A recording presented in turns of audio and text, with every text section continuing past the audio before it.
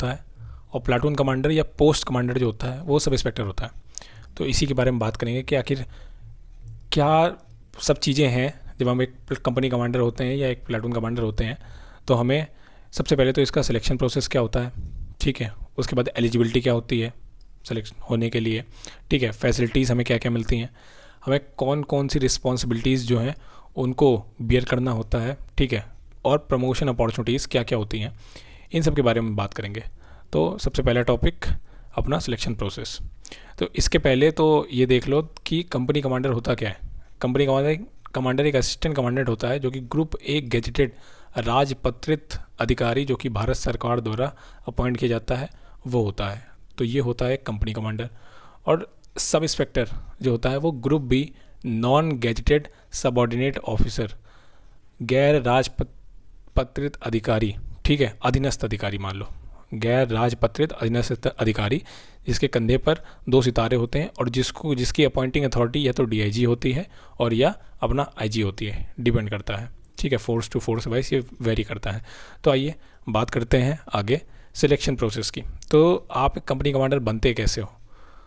या तो company commander बनने के लिए आपने UPSC CAPF assistant commandant direct entry ये एग्ज़ाम दिया हो, या आप limited departmental competitive exam LDC-AC जो कि गवर्नमेंट इंटरनल डिपार्टमेंट होता है, डिपार्टमेंट में आने के बाद आप ये एग्ज़ाम देते हो तब बनते हो, और या तो आप डायरेक्ट प्रमोशन से के थ्रू बनते हो, कैडर करते करते आप SI से AC बनते हो, ठीक है। तो ये तीन तरीके हैं जिससे आप एक असिस्टेंट कमांडेंट डायरेक्ट बन सकते हो। एक चौथा तरीका था गेम के थ्रू, ठीक है। जैसे कल मैंने वीडियो में बताया कि आप जो है सेंटर टीम में आ जाते हो, ठीक है। सेंटर टीम में जब आ जाते हो तो आप AIPG all India police game जो है उसमें आप गोल्ड मेडल लेके आते हो, तो आपका प्रमोशन जो होता है वो होता रहता है। तो पहले ऐसा होता था गेम के थ्रू भर्ती होती थी और कांस्टेबल जो होते थे और या SI वगैरह जो भी होते थे वो रिक्रूट होते थे गेम के थ्रू, और फिर वो AIPG में गोल्ड मेडल लाते थे और उनका प्रमोशन होता जाता था, एक रैंक ऊपर जाते जाते थे वो, अगर वो गोल्ड ले आते। लेकिन अब ये जो है क्राइटेरिया बंद हो चुका है, ठीक है। तो अब तरीके केवल 3 ही हैं, ठीक है। इन्हीं 3 तरीकों से आप एक कंपनी कमांडर या असिस्टेंट कमांडर बन सकते हो। और बात करें प्लाटून कमांडर या पोस्ट कमांडर की, तो आप SSC CPO SI जिससे आप SI बनते हो, सब इंस्पेक्टर डायरेक्ट एंट्री का ये तरीका है। लिमिटेड डिपार्टमेंटल कॉम्पिटिटिव एग्जामिनेशन, इससे आप सब इंस्पेक्टर बनते हो, ये दूसरा तरीका है। और वाया प्रमोशन कैडर, ठीक है, कैडर करते करते आप SI बन सकते हो। तो ये 3 तरीके हैं फ़िलहाल SI बनने के। आइए जानते हैं इनकी एलिजिबिलिटी क्या है। तो CAPF में असिस्टेंट कमांडेंट UPSC के थ्रू अगर आप असिस्टेंट कमांडेंट डायरेक्ट एंट्री बनना चाहते हो तो आपकी एज जो होनी चाहिए वो 20 से 25 साल होनी चाहिए। UR जनरल कैटेगरी और EWS के लिए 20 से 25 साल। 3 साल का आपको रिलैक्सेशन मिल जाता है, तो आपको 20 से 28 साल की एज कैटेगरी के बीच में होना चाहिए। अगर आपकी जो रिजर्वेशन कैटेगरी है वो OBC है, OBC में भी NCL नॉन क्रीमी लेयर, ठीक है, तब। और 20 से 30 साल उनके लिए 5 साल का एज रिलैक्सेशन मिल जाता है। किसको? SC ST को, शेड्यूल कास्ट शेड्यूल ट्राइब्स को, ठीक है। अब ये क्या है CCS रिलैक्सेशन 5 साल का, ये है भाई सेंट्रल सिविलियन सर्विसेज, जो भी भाई अपने group B non gazetted post में हैं, ठीक है, और उनकी ये जो एलिजिबिलिटी है ना 20 से 25 साल जो ख़त्म हो चुकी है, तो वो 5 साल का CCS का रिजर्वेशन अप्लाई करके और फिर ये UPSC CAPF AC एग्ज़ाम भर सकते हैं, प्रोवाइडेड वो कहीं ऑलरेडी किसी गवर्नमेंट जॉब में ग्रुप बी में वर्किंग हो, ठीक है। तो अगर इसके थ्रू हम माने अगर आप OBC हैं और 20 से 28 साल का आपका एज ब्रैकेट जो है वो ख़त्म हो चुका है, तो 28 में +3 कर दो तो ये हो जाएगा 33 साल, 33 ईयर्स तक की आप जो है वो OBC कैटेगरी से भर सकते हो। और प्लस 20 से 30 साल है तो इसमें आप 5 साल प्लस कर दो तो आप 35 साल तक SC ST कैटेगरी से भर सकते हो। अगर आप already group B government job में वर्किंग हो तब आप CCS का रिजर्वेशन अवेल कर सकते हो। तो ये आई होप ये तरीका, ये मेथड आपको क्लियर हो गया होगा। दूसरा बात करते हैं AC LDC जो कि इंटरनल डिपार्टमेंट के थ्रू होता है। इसके लिए आपको या तो SI और या तो इंस्पेक्टर ऑलरेडी डिपार्टमेंट में होना चाहिए, ठीक है, और उसमें आपने डिपार्टमेंट में 4 साल की सर्विस दी होनी चाहिए। ये 1+3 क्या है, 1 साल आपका ट्रेनिंग पीरियड और 3 साल आपकी रेगुलर ड्यूटी, ठीक है। तो 4 साल की जब आपने सर्विस दे दी होगी और आपका सर्विस रिकॉर्ड जो है एकदम क्लीन होगा, ठीक है। मेडिकल कैटेगरी आपकी शेप 1 होगी और आपकी एजुकेशनल क्वालिफिकेशन आप ग्रेजुएट होगे, तब आप ACLDC के लिए एलिजिबल होगे, ये फॉर्म आप भर सकते हो। कुछ लोगों का डाउट था कि सर OBC की और EWS की ACLDC के पेपर में अलग से वैकेंसीज आती हैं। भाई OBC और EWS की जो वैकेंसीज़ हैं LDC के एग्ज़ाम में वो नहीं आती हैं। तो ये OBC EWS वाले जो हैं वो UR कैटेगरी में ही भरते हैं, जिसकी एज लिमिट होती है 35 साल। आप 35 साल तक ACLDC दे सकते हो, ठीक है। और SC/ST के लिए 40 साल सेम टू सेम होता है, तो आप 40 साल तक ACLDC दे सकते हो, ठीक है। आई होप ये तरीका भी आपको एकदम क्रिस्टल क्लियर हो गया होगा, ठीक है। बाकी बात करते हैं प्रमोशन वाइज। तो प्रमोशन के थ्रू अगर आप चलोगे तो आप 7 से 8 साल में इंस्पेक्टर बनोगे, ठीक है। CISF वगैरह में कुछ ज़्यादा टेन्योर है, 12 से 15 साल भी लग जाते हैं CISF में, ठीक है। तो मोटा मोटा अदर फोर्सेज में 7 से 8 साल और CISF वगैरह में 12 से 15 साल इंस्पेक्टर बनोगे। फिर इंस्पेक्टर से आप AC जाओगे दूसरी फोर्सेज में, तो 12 से 13 साल आपको AC बनने में लगेंगे, और CISF में फिर आराम से आपको 12 से 15 साल AC बनने में लगेंगे। तो आपको इन फोर्सेज में तो 20 से 22 साल में आप बन जाओगे असिस्टेंट कमांडेंट, लेकिन CISF में आप बनोगे लगभग 25 से 30 साल में असिस्टेंट कमांडेंट। यहाँ अगर आपने और अर्ली ज्वाइन कर लिया है तो आपकी DC में भी प्रमोशन हो सकता है, बट यहाँ आप AC में ही आपकी सर्विस जो है वो ख़त्म हो जाएगी। आई होप ये आपको असिस्टेंट कमांडेंट का जो एलिजिबिलिटी क्राइटेरिया है वो क्रिस्टल क्लियर हो गया होगा। अब बात करेंगे सब इंस्पेक्टर की। सब इंस्पेक्टर में आप SSC CP और SI डायरेक्ट एंट्री ये एग्ज़ाम दे के आप सब इंस्पेक्टर बन सकते हो, ठीक है। 20 से 25 साल UR और EWS के लिए एज क्राइटेरिया है, 20 से 28 साल OBC के लिए 3 साल का एज रिलैक्सेशन मिल जाता है, और SC/ST के लिए 20 से 30 साल, इसमें 5 साल का एज रिलैक्सेशन मिल जाता है, ठीक है। इसमें CCS का रूल अप्लाई नहीं होता, बट एक्स सर्विस मैन, ठीक है, और अपना दिल्ली पुलिस में जो ऑलरेडी गवर्नमेंट एम्प्लॉय हैं, दिल्ली पुलिस में सर्व कर रहे हैं एज अ कांस्टेबल और OR, तो उनके लिए एज रिलैक्सेशन है, ठीक है। और ESM का जो क्राइटेरिया लगता है वो केवल डिफेंस फोर्सेस के लिए लगता है, आर्म फोर्सेस के लिए नहीं लगता है, ठीक है। Defence forces army, air force, navy, arm forces जिसमें पैरामिलिट्री फोर्सेस भी इंक्लूड है, तो आर्म फोर्सेस के लिए नहीं, केवल डिफेंस फोर्सेस के लिए, ठीक है। तो ESM का एज रिलैक्सेशन आपको मिलता है, प्लस DP में जो ऑलरेडी वर्किंग है उनको मिलता है, ठीक है। उसके लिए अलग क्राइटेरिया है, कभी सेपरेट वीडियो में ला देंगे जब CPO का नोटिफिकेशन आएगा तब। बात करते हैं SI/LDC की। तो आप अगर डिपार्टमेंट में ऑलरेडी आप ORs हो, अदर रैंक पर हो, तो आपने 1+3 ईयर की आपने सर्विस दे रखी हो, जिसमें 1 साल आपका ट्रेनिंग पीरियड और 3 साल आपकी रेगुलर ड्यूटी मेंटेन हो, मतलब टोटल 4 साल की आपने रेगुलर सर्विस दे रखी हो। आपका सर्विस रिकॉर्ड जो है 4 साल का बिल्कुल नीट एंड क्लीन हो। आपका APAR annual performance assessment report एकदम अच्छी होनी चाहिए, उसमें भी कोई भी निगेटिव कमेंट या निगेटिव बातें नहीं लिखी होनी चाहिए, ठीक है। और मैक्सिमम आप SI/LDC के कितने अटैम्प्ट दे सकते हो, वो केवल 3 अटैम्प्ट आप दे सकते हो। कब तक दे सकते हो, 32 साल की उम्र तक दे सकते हो, कोई रिजर्वेशन नहीं है, 32 साल की उम्र तक दे सकते हो। कुछ फोर्सेस का अलग अलग होगा, बट मोटा मोटा 32 साल तक दे सकते हो। आपकी मेडिकल कैटेगरी शेप 1 होनी चाहिए और आप ग्रेजुएट होने चाहिए, ठीक है। प्रमोशन के वाइस अगर जाओगे कि हम कैडर करके प्रमोशन कांस्टेबल से हम SI बने, तो आपको 25 से ज़्यादा साल लग जाएंगे, ठीक है। एक और चीज़ यहाँ पर बता दें कि LDC वाला जो है वो CISF जो है वो UPSC के थ्रू कंडक्ट कराती है, UPSC CISF LDC, ठीक है। लेकिन उसके अलावा जो बाकी सारी फोर्सेस हैं वो अलग से एग्ज़ाम लेती हैं, जैसे SSB, BSF, CRPF, ITBP, ठीक है। तो ये इनका अलग से डिपार्टमेंट के थ्रू होता है, और इसका CISF का LDC जो है वो UPSC कंडक्ट कराती है। आई होप ये आपको बातें क्लियर हो गई होंगी। जो ACLDC का जो एग्ज़ाम है वो हर साल निकलता है, UPSC CISF वाला जो है वो तो हर साल निकलता है, ठीक है। और बाकी अदर जो फोर्सेस हैं, बाकी 4 जो फोर्सेस रह गई वो निकालती हैं, बट कभी कदार डिले हो जाता है, बट आता हर साल है, ठीक है। आगे बढ़ते हैं दूसरे टॉपिक पर, जो कि है हमारा फैसिलिटीज़। तो भाई फैसिलिटीज़ एक कंपनी कमांडर या असिस्टेंट कमांडेंट और एक प्लाटून कमांडर, पोस्ट कमांडर या सब इंस्पेक्टर में कौन कौन सी फैसिलिटीज़ मिलती हैं, क्या क्या डिफरेंस होता है। तो एक असिस्टेंट कमांडेंट जो होता है वो एक कंपनी को कमांड करता है, तो वो गेजेटेड ऑफिसर होता है, तो उसके लिए वेल फर्निश्ड अकोमोडेशन होता है, वो चाहे जहाँ भी रहे, ठीक है, जिस भी लोकेशन में रहे। या तो उसको एक गवर्नमेंट हाउस मिलेगा, गवर्नमेंट क्वार्टर मिलेगा, ठीक है, टाइप 4 का, या तो एक बढ़िया सा अकोमोडेशन मिलेगा, ठीक है, जिसमें अच्छा खासा रूम होगा, वेल फर्निश्ड, हर तरह की फैसिलिटी होगी उसमें, ठीक है। उसको एक 4 व्हीलर भी लागू है और जिसमें उसको एक परमानेंट ड्राइवर भी मिलेगा, ठीक है। बट डिपेंड करता है, ड्राइवर उसी के लिए पर्सनल नहीं है, गवर्नमेंट ड्राइवर है, ठीक है। वो अदर काम के लिए भी जा सकता है, उसका पर्सनल ड्राइवर नहीं है, ठीक है।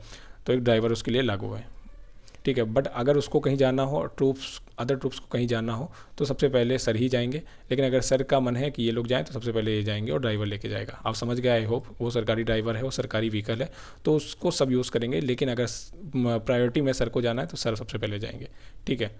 एक सर को पर्सनल हेल्पर भी मिलता है, ठीक है। जो असिस्टेंट कमांडेंट होता है उसको पर्सनल हेल्पर, कि उनका टाइम सेव हो, क्योंकि उनके शोल्डर में काफ़ी सारी रिस्पॉन्सिबिलिटी होती हैं। तो अगर वो डेली के काम करने लगे तो वो रिस्पॉन्सिबिलिटी डेलीगेट करना बहुत ज़्यादा मुश्किल हो जाए। तो एक पर्सनल हेल्पर मिलता है जो सर की सारी बिलोंगिंग्स, सारी चीज़ों को देख रेख करता है, मेंटेन करता है, ठीक है। गार्ड, जब बाहर किसी जगह पेट्रोलिंग वगैरह करने जाते हैं तो गार्ड भी प्रोवाइड होता है, ठीक है। डिपेंड करता है एरिया कितना सेंसिटिव एरिया, उस हिसाब से गार्ड की स्ट्रेंथ रखी जाती है। वैसे एक गार्ड तो मिलता ही मिलता है, और अगर सेंसिटिव एरिया ज़्यादा है तो गार्ड की संख्या और ज़्यादा हो सकती है, ठीक है। या ट्रूप्स हमारे पास काफ़ी अवेलेबल स्ट्रेंथ है उनकी, तो गार्ड की जो स्ट्रेंथ है वो और बढ़ाई जा सकती है, ठीक है। और इसके अलावा काफ़ी सारी फैसिलिटीज़ हैं जो एक कंपनी कमांडर को मिलती है। एक वेल फर्निश्ड ऑफिस मिलता है, ठीक है। और काफ़ी ज़्यादा सारी अदर चीज़ें जो हैं वो मिलती हैं, ठीक है। सब इंस्पेक्टर, एक सब इंस्पेक्टर को एक डिसेंट अकोमोडेशन या रूम मिलता है, ठीक है।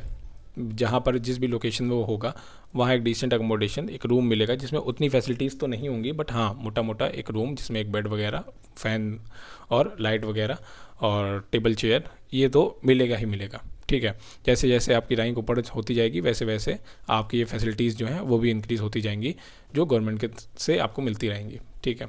व्हीकल जो है वो एक सब इंस्पेक्टर को कम मिलता है। जब सब इंस्पेक्टर किसी एरिया में इंचार्ज होता है तब उसको व्हीकल मिलता है पेट्रोलिंग के लिए, ठीक है। जब व्हेन अ सब इंस्पेक्टर और अ पोस्ट और प्लाटून कमांडर इज इंचार्ज, अगर वे पोस्ट में है, ठीक है, एसएसबी, आईटीबीपी, ठीक है, और अपना बीएसएफ, अगर वो अपनी पोस्ट में है तो वो पोस्ट का कमांडर है, तो उसको जो व्हीकल होगा वो उसके लिए होगा, ठीक है। वो व्हीकल यूज़ करेगा, उसके लिए एक ड्राइवर भी होगा, ठीक है। बट अगर वो दूसरी लोकेशंस पर है, ठीक है, जहाँ कोई और इंचार्ज है, ठीक है, और कोई कमांडर है, तो व्हीकल उसके लिए होगा, उसके लिए सब इंस्पेक्टर के लिए व्हीकल नहीं होगा। I hope you get it. लेकिन इस केस में, कंपनी कमांडर के केस में, अगर कोई और भी इंचार्ज है, ठीक है, वो कंपनी कमांडर ऐसी लोकेशन में है जहाँ उससे ऊपर हायर ऑफिशियल इंचार्ज है, बट कंपनी कमांडर को, असिस्टेंट कमांडर को व्हीकल मिलेगा, बट यहाँ पर व्हीकल नहीं मिलेगा, ठीक है। पर्सनल व्हीकल नहीं मिलेगा, वैसे व्हीकल मिल जाएगा लेकिन सब इंस्पेक्टर को पर्सनल व्हीकल नहीं मिलेगा, अपना पर्सनल ड्राइवर मिलेगा, ठीक है। गवर्नमेंट पर काम के लिए केवल ही व्हीकल अथॉराइज मिलेगा, ठीक है। हेल्पर, हाँ हेल्पर मिलता है, ठीक है, बट पर्सनल हेल्पर नहीं होता, ठीक है। वो काफ़ी सारी चीज़ें जो हैं वो आपकी करके देगा, बट पर्सनल हेल्पर नहीं मिलता जो प्रॉपरली स्पेशली आपके ही लिए ही हो, ठीक है। तो आपका खाना वाना जो है वो आपके पास आ जाएगा, ठीक है, और बाकी सारी जो चीज़ें हैं छोटी मोटी वो हो जाएंगी, बट आपके लिए पर्सनल जो हेल्पर होगा ना वो नहीं होता। जैसे यहाँ सर के लिए होता है पर्सनल हेल्पर, जो कि छोटी छोटी माइन्यूट चीज़ों को सर की देख रेख करता है, वैसे आपका पर्सनल हेल्पर नहीं होगा, ठीक है। गार्ड प्रोवाइड होगा, अगर आप किसी सेंसिटिव लोकेशन में पेट्रोलिंग के लिए जा रहे हो तो जाहिर सी बात है आपको भी गार्ड मिलेगा, और गार्ड की स्ट्रेंथ डिपेंड करेगी कि लोकेशन कितनी सेंसिटिव है। और अदर फैसिलिटीज़ वगैरह भी आपको मिलती हैं, काफ़ी सारी छोटी मोटी फैसिलिटीज़, क्योंकि आप भी एक group B of subordinate officer हो, ठीक है। बात करेंगे आगे रिस्पॉन्सिबिलिटीज़ क्या क्या होती हैं। तो भाई सबसे पहले तो जो कंपनी कमांडर होता है वो एक कंपनी को मैनेज करता है। कंपनी की स्ट्रेंथ 137 होती है, ठीक है, तो इतनी नफरी को, 137 की नफरी को मैनेज करता है। और एक प्लाटून कमांडर जो होता है वो प्लाटून की स्ट्रेंथ को मैनेज करता है, वो 37 जो होती है वो प्लाटून की स्ट्रेंथ होती है। ये कम ज़्यादा हो सकती है फोर्स वाइज, ठीक है, तो मोटा मोटा ऑन एन एवरेज 37 और यहाँ 137, ठीक है।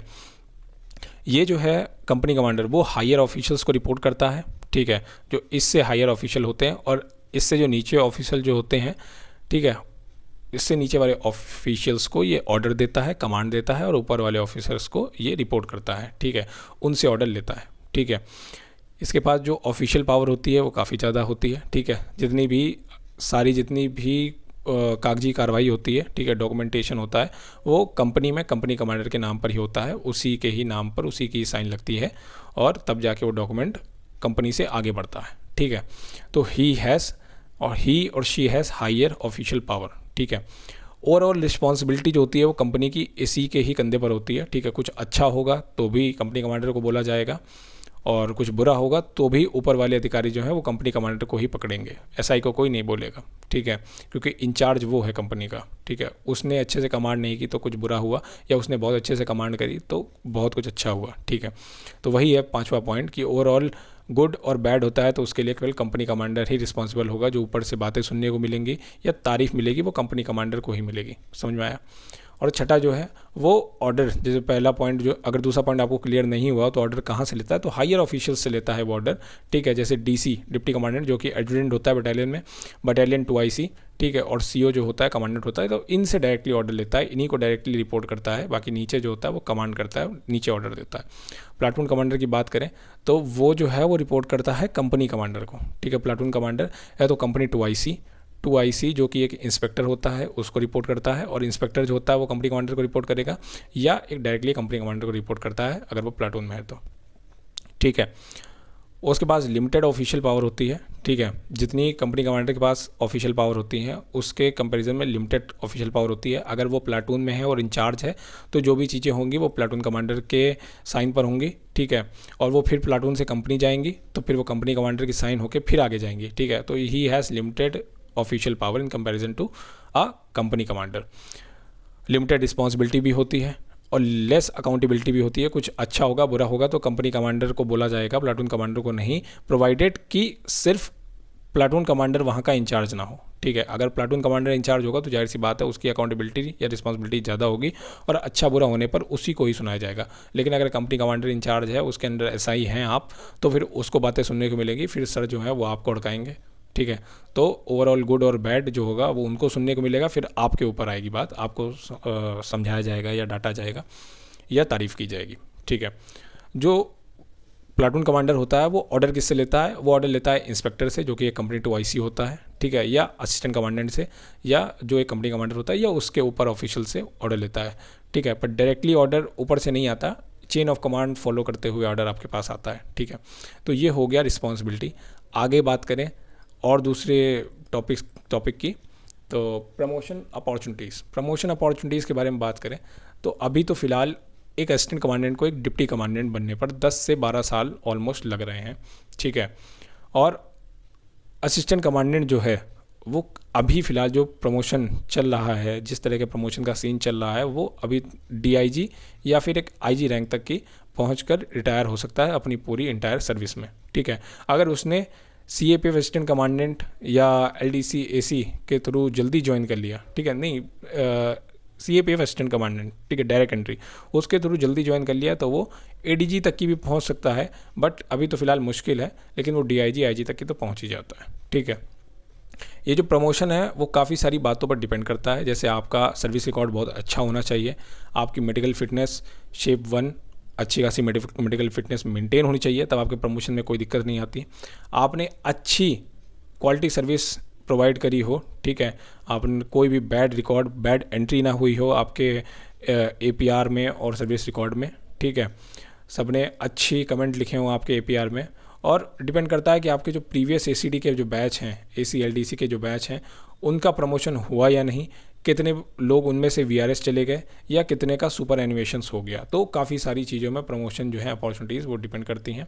SI के केस में 20 से 22 साल लग जाते हैं उसको SI से AC बनने में, और वहीं CISF में 25 से 30 साल लग जाते हैं SI से AC बनने में इन केस ऑफ CISF, ठीक है। उसके बाद जो है वो सब इंस्पेक्टर AC की रैंक तक की पहुंच सकता है अपनी इंटायर सर्विस में। अगर उसने जल्दी ज्वाइन कर लिया तो वो DC भी बन के रिटायर हो सकता है, ठीक है।